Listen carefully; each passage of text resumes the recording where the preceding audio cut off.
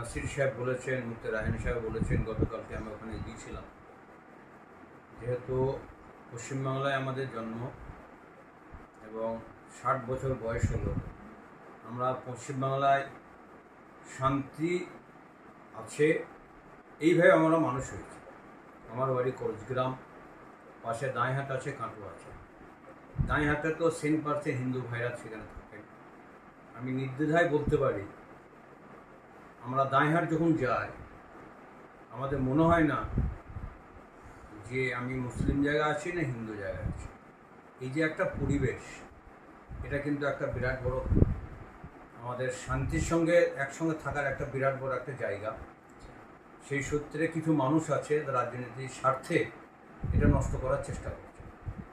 আমরা তো বা জমিয়ত উলামা হিন্দ চেষ্টা করছে, সাধারণ মানুষের চেষ্টা করছেন। এর সঙ্গে সঙ্গে আমাদের হিন্দু ভাইদের কাছে অনুরোধ করব, জোরহাত করে আমরা একসঙ্গে শান্তির সঙ্গে মিলেমিশে থাকতে পারি। আমাদের সঙ্গে সঙ্গে হাতে হাত মিলিয়ে আপনাদেরও চেষ্টা করতে হবে, তা আমরা ভালো থাকতে হবে। বাস এতটুকু বলার কথা যে আমরা যেন মিলেমিশে থাকতে পারি।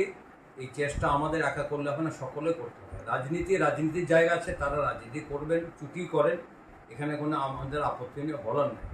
রাজনীতি নিজের ভালো করার জন্য নিরীহ মানুষদেরকে, একটা সম্প্রদায়কে এই ধরনের বদনাম করে, ওখানে পারিজাত মহাশয় বলছিলেন গরু পাচার। তারা তো গরিব মানুষ, আমরা বা সরকার তাদের কী দিতে পেরেছি?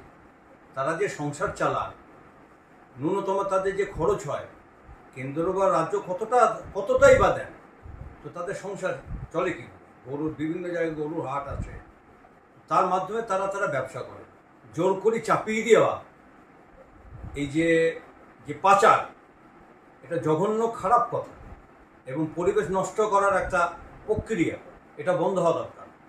আমি সকল সাধারণ মানুষ, পুলিশ প্রশাসন ভাইদেরকে আমরা বলবো, পশ্চিমবাংলার বোর্ডে এটা যাতে না হয়, কঠোর পদক্ষেপ নেওয়া দরকার।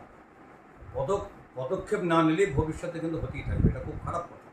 যার জন্য সকলের কাছে অনুরোধ করব, আমরা মিলেমিশে থাকব, যার যা কর্তব্য সেটুকু পালন করা, শান্তির সঙ্গে থাকার জন্য। বৈঠকে বসেছি সাংবাদিক সম্মেলনে, সেটা হচ্ছে আমরা জানি যে দুর্গাপুর বলে যে জায়গা শহর আছে, দুর্গাপুরের কাছে জেমুয়া বলে একটা গ্রাম আছে।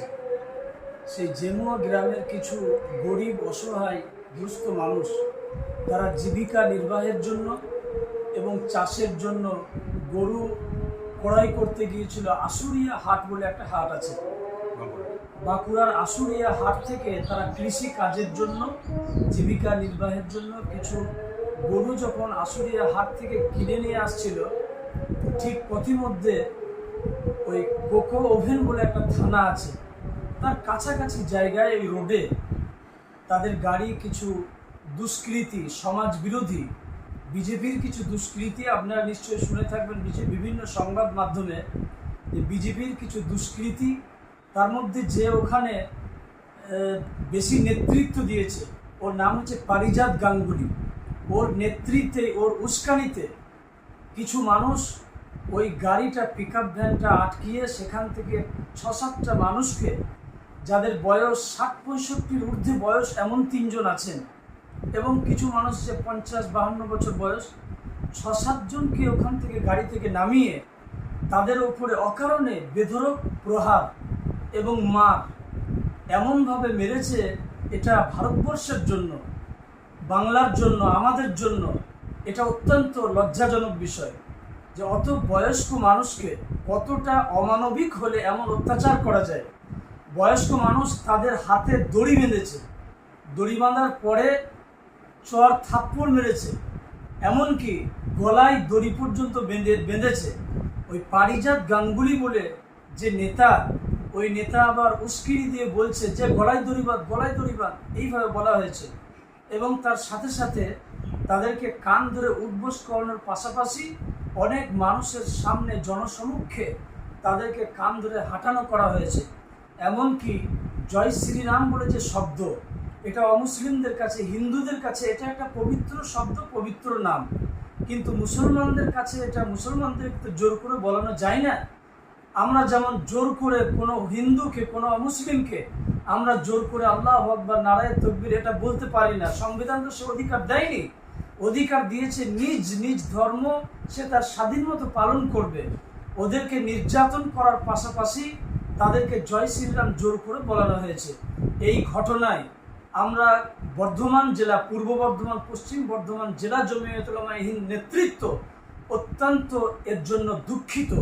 গতকালকে আমরা পূর্ব বর্ধমান জেলা জমিয়তুল উলামা এবং পশ্চিম বর্ধমান জেলা জমিয়তুল উলামায়ে হিন্দের নেতৃবৃন্দ, তার মধ্যে হযরত মাওলানা ইমতিয়াজ আলী সাহেব ছিলেন সাধারণ সম্পাদক এবং কোর কমিটির যিনি অন্যতম মেম্বার হযরত মাওলানা রহমতুল্লাহ চৌধুরী সাহেব, তিনি আমাদের এবং আমি বলবো বর্ধমান জেলার এসপি, পূর্ব বর্ধমান জেলার এসপি এবং পশ্চিম বর্ধমানের যিনি এসিপি আছেন তিনি সহ রাজ্যের যিনি প্রশাসন বিভাগের কর্মকর্তারা আছেন, প্রধান আছেন, আমি তিনাদেরকে বলবো এই ঘটনাটা যেন দ্রুত, এই ঘটনার যেন ব্যবস্থা নেওয়া হয়।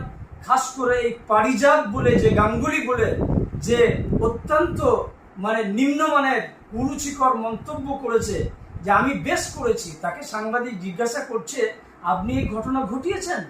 তখন সে বলছে আমি করেছি, বেশ করেছি, ভবিষ্যতে আবার আমি করব, আমরা করব, ছাড় নেই। এটা কেমন ধরনের নোংরা? এটা কি বাংলাদেশ হয়ে গেছে? এটা কি পাকিস্তান হয়ে গেছে? এটা অত্যন্ত নিন্দনীয় ঘটনা। আমরা দাবি রাখছি জমিয়তুল উলামায়ে হিন্দের পক্ষ থেকে, কাটোয়া জোন জমিয়তুল উলামা হিন্দের পক্ষ থেকে আমাদের সাথে আছেন মুর্শিদাবাদ জেলা জমিয়তুল উলামায়ে হিন্দের সাধারণ সম্পাদক মুফতি রায়হান সাহেব আছেন, মাওলানা রহমতুল্লাহ চৌধুরী সাহেব আছেন, হাফেজ মেহবুব সাহেব আছেন, হাফেজ আলাউদ্দিন সাহেব আছেন, মাওলানা ইমতিয়াজ আলী সাহেব নির্দেশ দিয়েছেন, মাওলানা মোহাম্মদ আলী সাহেব সভাপতি আছেন, নির্দেশ দিয়েছেন। এইভাবে গোটা বর্ধমান জেলার প্রতিটা ব্লক, গোটা বাংলার প্রতিটা জেলা থেকে এর জন্য আপনার কুরুচি মন্তব্যের জন্য এবং এই অত্যাচারের জন্য তারাও মন্তব্য করেছেন। সেই জন্য আমরা আজকে সাংবাদিক সম্মেলনে রাজ্যের প্রশাসনিক বিভাগের যারা কর্মকর্তা আছেন তেনাদেরকে আমরা বলবো অতি সত্বর যেন এর ব্যবস্থা করা হয়। কালকে আমরাও জমিয়তের পক্ষ থেকে গিয়ে জেমুয়ার স্থানীয় মানুষকে আমরা বলেছি আইনকে আপনারা হাতে তুলে নেবেন না। জমিয়তে উলামায়ে হিন্দ আমাদের জেলার যিনি সম্পাদক ইমতিয়াজ সাহেব বলেছেন যে আইনকে হাতে তুলে নেবেন না, আমরা আপনাদের পাশে আছি। জমিয়তে উলামায়ে হিন্দ আপনাদের পাশে আছেন। সিদ্দিকুল্লাহ চৌধুরী সাহেব তিনি অনুমতি দিয়েছেন, তিনি যাওয়ার জন্য নির্দেশ দিয়েছেন। একথা মাওলানা ইমতিয়াজ আলী সাহেব বলেছেন, আপনারা সবাই জানেন, বাংলার মানুষ জানে। সেই জন্য বাংলার মানুষকে তথা কাটোয়া, বর্ধমান, উভয় বর্ধমান জমিয়তের এবং সাধারণ পাবলিককে বলবো ব্যাপক উত্তেজিত নয়। আমরা এসিপির সঙ্গে যখন কথা বলেছি, বৈঠক করেছি তার কাউন্টারে, ঘরে, অফিসে, তিনি বলেছেন সাহেব আপনারা ধৈর্য ধরেন, আপনারা একটু ক্ষান্ত হন, আমরা যথাযোগ্য এই বিষয়টা আমরা দেখছেন। আমি একটা দায়িত্বশীল, আমি এই থানায় এসে পৌঁছে গেছি, 2-3টে থানার পুলিশ সহ ওসিরা এখানে এসছে। আমরা সরেজমিনে আমরা অলরেডি ময়দানে নেমে কাজ করছি। আমরা অলরেডি দুজনকে ধরেছি, সে বাংলার বাইরে চলে গেছে। আমরা দ্রুত গোটা ভারতবর্ষে আমরা ছড়িয়ে দিয়েছি, আমাদের যে চ্যানেল আছে তাকে কিভাবে ধরা হয় আমরা আশ্বস্ত হয়েছি। আমরা বলেছি খুব দ্রুত যদি না হয়, আজকেও বলছি দ্রুত যদি এর ব্যবস্থা না হয়, আমরা কাটোয়া জোন জমিয়তুল উলামায়ে হিন্দ সহ পশ্চিম বর্ধমান এবং পূর্ব বর্ধমান জমিয়তুল উলামায়ে হিন্দের পক্ষ থেকে আমরা জোরালো আন্দোলনে নামতে বাধ্য হব যদি তাদেরকে অ্যারেস্ট না করা হয়। তবে এসিপির কথায় আমরা যা বুঝেছি, আশ্বস্ত হয়েছি তিনি নিশ্চয়ই ব্যবস্থা করবেন এবং তিনি নিশ্চয়ই এ বিষয়ে